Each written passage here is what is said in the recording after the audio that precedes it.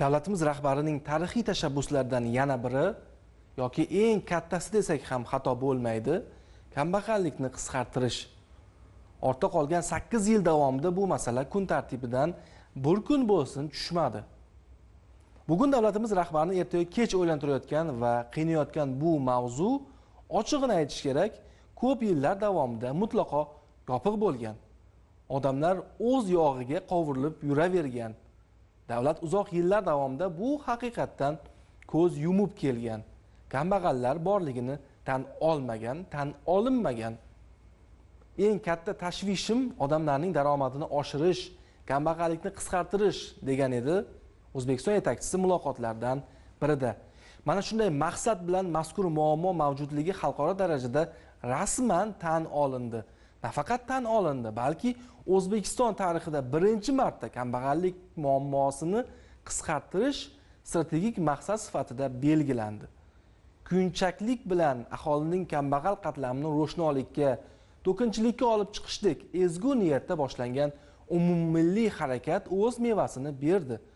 Masalan, Buyuk Britaniyaning mamlakatimizdagi elchisi Timothy Smart yaqinda bergan intervyusida O'zbekistonning eng katta yutuqlaridan biri sifatida aynan kambag'allar sonini qisqartirganini aytgan edi. Qarang, nima dedi u? Ko'plab ijobiy ko'rsatkichlar bor, ammo men uchun eng ta'sirlilaridan biri kambag'allik darajasining 2016-yilda 30% dan yuqori bo'lib, bugun esa 10% dan kamaygani. Hozir taxminan 7-8%, yaqin kelajakda 5% gacha tushishi kutilyapti. Bu 3 milliondan ortiq inson kambag'allikdan chiqdi degani. Bu har qanday davlat uchun faxrli natija va biz bu jarayonni qo'llab-quvvatlaymiz, dedi britaniyalik diplomat. Shunday, bugun hatto migrantlar ham qaytib kelib, o'zimizda, o'z oilasi bag'rida yashab, o'sha xorijda topayotganidan 2-3 barobar ko'proq daromad topish mumkinligini isbotlamoqda. Bu gal tahlilnoma nigohi Baxmal tumaniga qaratildi. U yerda ijodiy jamoamizni qattiq ta'sirlantirgan qahramonlar, fikrlar bilan to'qnashdik. Masalan, xorijda yurib o'ziga pul orttira olmagan, biri 2 bo'lmagan Alisher Hamroqulov davlatimiz rahbarining kambag'allikni qisqartirishdek tarixiy tashabbusidan ilhomlanib, vataniga, oilasi bag'riga qaytgani va o'z yurtida kosasi oqargani, hayotidan ham, davlatdan ham minnatdorligi bizni juda ta'sirlantirdi. U hikoya qilib berdiki, migrant sifatida otasiga hatto bitta velosiped olib bera olmagan. Mahallasiga qaytgach esa davlat rahbarining xalqchil siyosati ortidan otasiga e'tibor bering, mashina sovg'a qilishga ham ulguribdi. To'g'risi eting jimirlab ketadi. Qanday qilib deysizmi? Reportajni tomosha qilamiz. 3 yildan beri chetda ishlab, velosiped ham ola olmagandim. O'tgan yilgi daromaddan dadamga mashina olib berdik. Izlaganga imkon bor ekanki, o'zimiz O'zbekistonni mana turpog'ini qoshga ko'zga surtsa bo'lar ekan.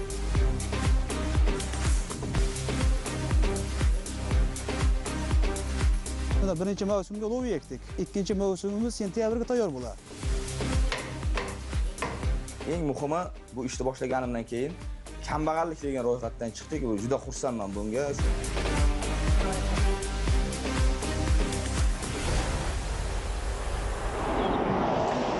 Tumanida 2023-yilda kambag'allik darajasi 16,3% ni tashkil etgan va bu ko'rsatkich 2024-yilga kelib 7% ga tushgan.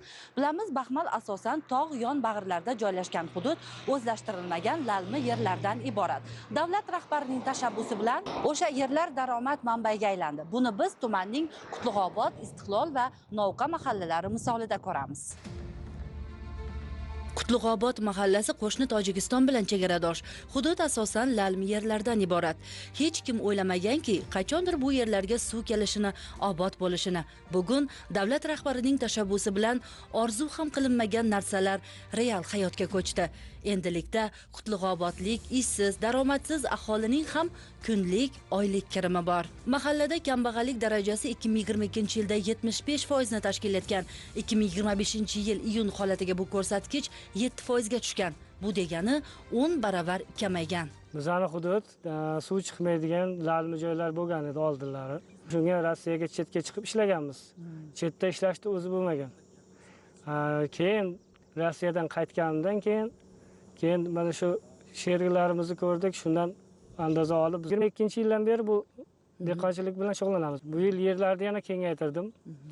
70 sotik, undan oldin 30 sotik ekdim. Bu yil 1 gektardan ziyodroq pomidorimiz bor. 70 sotikdan 140 million daromad qildim. 3 yildan beri chetda ishlab, velosiped ham ola olmaganmiz. O'tgan yilgi daromaddan dadamga mashina olib berdik. Albatta o'z-o'zidan bu narsalar bo'lib turmaydi. Prezidentimizning tashabbuslari bilan to'klar oldin yo'q edi, to'klarim olib keldim. Prezidentimizga rahmat, tashabbuslar qilgan 40 sotik berdi. Holimda ham 70 sotik yerim bor. Uni o'tgan yilda undan ishlatgan. Bu birinchi yiliga. Bu hali endi hosilga kiradi. Endi hosilga kiradi. Bundan qancha daromad olishni ko'zlayapsiz? Bundan xudo xolasa, buni ham 100 larga yetkazamiz. Prezidentimiz shuncha imkoniyat beryapti, tinch o'tirishga haqqimiz yo'q. Faridopa o'g'illari asosiy daromadni xorijiy davlatlarda mavsumiy ishlardan topgan. Prezident islohotlari esa onaxonning hayotini butkul o'zgartirdi. Farzandlari uchun o'z yurtida, bag'rida oilasini boqish sharoiti yaratildi. Mana pomidorlarni ekdik. Hozir mana pishyapti. Sotyapmiz. Aldi 15 ming edi. Axir 9 mingdan bo'lyapti. Orttirsak mana to'laymiz kreditga. Undan orttirsak mana karshga piyazlar ham shuni ketidan. Orqada havlda ham, berdi ham. Shuni pomidorni ketidan. Xudo xolasa yana sotamiz o'tirib biz ham yerga ham ekamiz. Shpanikni ketidan. Prezidentimiz tashabbusi bilan bolajonlarim hammasi oldimda. Chetga ketmayapti, chetni eslamayapti. Izlaganga imkon bor ekan-ku, o'zimiz O'zbekistonni mana turpog'ini qoshga ko'zga surtsa bo'lar ekan. Ha, bu oddiy qishloq ayolining yurak so'zlari, orzulari ro'yobi aslida.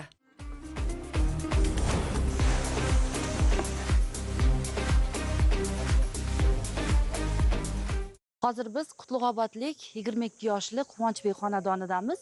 Quvonchbek mana shu maktabni tugatib, pasport olgandan keyin, endi bu qishloq sharoitida bir tayinli ish bo'lmagani uchun, o'qishga kira olmaganligi uchun chet davlatda ishlashga majbur bo'lgan. Mana 4-5 yildan keyin yurtimizga qaytib, bugun davlatimiz rahbari tomonidan mana shu yoshlarni qo'llab-quvvatlash borasidagi imkoniyatlardan foydalanib, bugun u tadbirkorga aylandi. Hozir o'zi bilan suhbatlashamiz. Assalomu alaykum. Assalomu alaykum. Quvonchbek, yaxshimisiz? Rahmat, salomatmisiz? Hosillarga baraka. Rahmat, savdosini bersin. Qanday erishdingiz endi bunday natijalarga? O'z-o'zidan bo'lmaydi bu narsalar. Muhtaram prezidentimizning tashabbusi bilan bizlarga berilayotgan imkoniyatlar, bizga berilgan tadbirkorlik uchun ajratilgan imtiyozli kreditlar olib, xudo xolasa shu natijalarga erishyapmiz. 2 sotix maydonga ekilgan pomidor, bir tomoni bodring, bir tomoni pomidor yetishtirilgan. Qo'shni mahallalarga tarqatyapmiz, ular kelib olib ketishyapti bizdan. Bu esa o'zimizning kunlik daromadimizni yaxshilashga sababchi bo'lyapti hozirgi kunda. Pomidorlarni necha puldan endi sotyapsiz kilosini? Pomidorni kilosini qarasangiz, bu eng o'rtacha hisobda 10 ming so'm, 15 ming so'mdan kilosiga sotib daromad qilyapmiz hozir sekin-asta. Daromadga chiqdingizmi? Mana shu chiqqan zararlar qoplanib boshlandimi? Albatta, hozir ko'z tegmasin, yaxshi daromad manbaidamiz. Bu nafaqat balki kreditni ham o'z vaqtida to'layapmiz, balki o'zimizni qo'shimcha xarajatlarimiz uchun ham yaxshi daromadga egamiz hozirgi kunda. Kredit chiqarib berdi va shu narsani aytib kerak, suv kerak bizga keyin.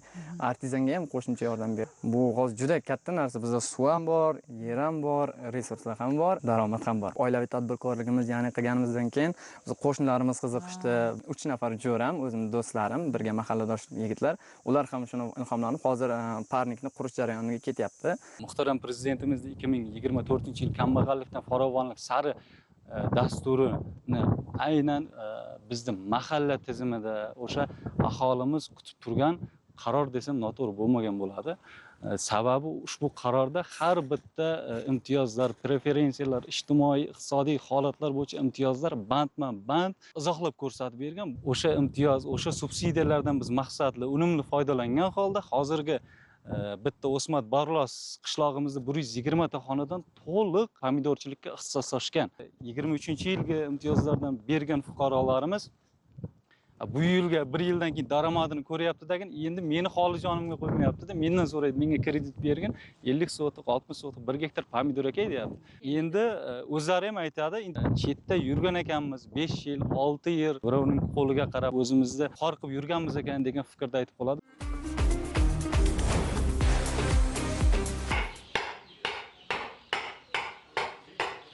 Meni qo'limdan mana shu egarchilik keladi, lekin ish boshlash uchun qo'shimcha daromad kerak albatta. Mablag'imiz bo'lmaganligi tufayli bu ishni qila olmaganmiz. Prezidentimiz tomonidan yoshlarga katta imkoniyat berilganligi tufayli imtiyozli kreditni kam foizli qilib chiqazib berdi. Mana shu ishni boshladik. Hozir ustoz shogird an'anasi bo'yicha 20 dan ortiqroq shogirdlarim bor. Mahallamiz tomonidan 7lik juda katta yordam berdi daromadga kirishimga. Mana shu bitta egar yasash uchun bir haftadan 10 kungacha vaqt ketadi. Daromadi ham yaxshi. Eng arzoni 1 milliondan 3 millionga qadar bo'lishi mumkin egarimiz narxi. Bu asosan chavandoz otlarga qo'yiladigan egar. Bir oy bo'lmasdan mana bir 20 ga yaqin egar ishlab chiqaryapmiz. Hozirgi vaqtda o'zimni atrofimga bir 20 ga yaqin yoshlarni ishga olganman. Hammasini o'ziga yarasha ishi bor. Eng muhimi bu ishni boshlaganimdan keyin kambag'allik degan ro'yxatdan chiqdik. Juda xursandman bunga. Shu vaqtgacha bu duradgor ustaga, egarchi ustaga qo'liga 100 million so'm pul berib turib, bu ishtiqi, bunday degan unaqa narsa bo'lmagan. Mamnunmiz prezidentimizdan, shunchalik yoshlarga berilgan e'tiborlaridan xursandmiz. Novqa mahallasida kambag'allik darajasi 2022-yilda 20.5% ni, 2023-yilda 16.7% ni tashkil etgan bo'lsa, 2024-yilga kelib bu raqamlar 7.8% ga tushgan. Bu oddiy raqamlar emas, prezident islohotlarining mahallalardagi ijrosi, to'g'rirog'i Otabek kabi ishsiz yurganlarni tadbirlilar safiga qo'shilgan ifodasi.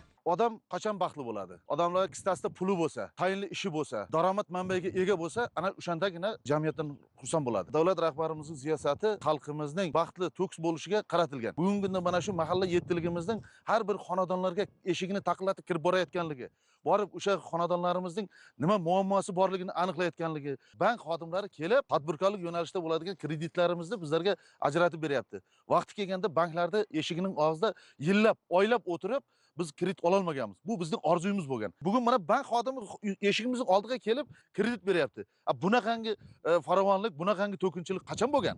Mana endi bugun ko'ryapmiz mana shularni. Xonadonlarimiz o'zining bir tadbirkorligini yo'lga qo'yapti. Bugun mana endi kambag'al degan fuqaroning o'zi bo'lishi mumkin emas. Harakat qilgan odamga, o'zining ishtiyoqi bo'lgan odamga bugun hamma eshiklar ochiq. Yurtboshimiz hamma eshiklarni ochib berdi. Bu biz uchun katta baxt. Tumanning Istiqlol mahallasi hududidagi, ya'ni tog' yonbag'irlarida yastanib yotgan mana shu katta hudud oldin tashlandi, qarovsiz joy bo'lgan. Chunki lalmi yer bo'lganligi sababli suv chiqish imkoniyati bo'lmagan. Lekin davlat rahbarining e'tibori va alohida qarorlari bilan bu yerga suv keldi. Yoshlar uchun mana shunday daromad qilish imkoniyati yaratildi. O'tgan yil 2024-yilda chet davlatdan keldim. Mahalla yettiliga tomonidan 1 gektardan yer ajratildi 15 ta bolaga. Shuning orasida menga ham 1 gektardan yer tegdi. Hozir mana birinchi mavsumga loviya ekdik. Ikkinchi mavsumga yana bir loviya niyatimiz bor.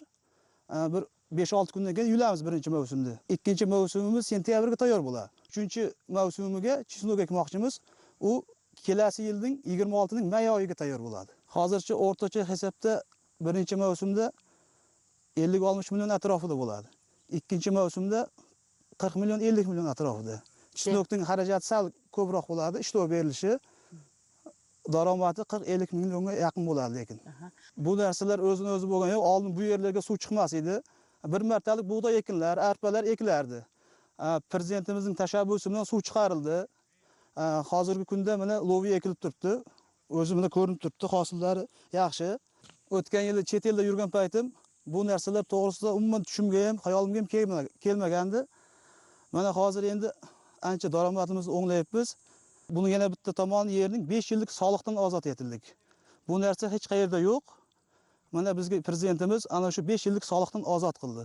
O'zini o'nglab olsin yoshlar deb turib. Bu yerni bergandan keyin 5-6 ta xotin qizlar ham ishli bo'lib qoldi. Kunbay ishni tashkil qildik-da. O'zimiz bir kishi ulgurmaydi. Qo'ni qo'shnilardan kunbay ishlarni ham nima qildik? Ularning ham oilaviy byudjetiga daromad keldi shu asosda. E'tiboringizni raqamlarga qaratamiz. Istiqlol mahallasida kambag'allik darajasi 2022-yilda 19.2% ni, 2023-yilda esa 15.8% ni tashkil etgan bo'lsa, bu raqamlar 2024-yilga kelib 7% ga tushgan. Yurtimizda kambag'allikni qisqartirish degan ibora faqat qog'ozda emas, mahallada, xalq ichida, har bir oila hayotida amaliy ifodasini topmoqda. Prezident islohotlari, tashabbuslari sabab bugun baxmal farovonlikka yuz tutgan tumanga aylanyapti. Siz hozir guvohi bo'lgan sharh davlat rahbarining kambag'allikni qisqartirishdek ezgu va ulug' tashabbusining baxmalliklar misolidagi tahlili edi. Yangi O'zbekistonimizda bunday hayoti 180 gradusga o'zgargan taqdirlar ko'p. Har bir viloyat, har bir tuman, hatto har bir mahalladan topish mumkin bunday insonlarni.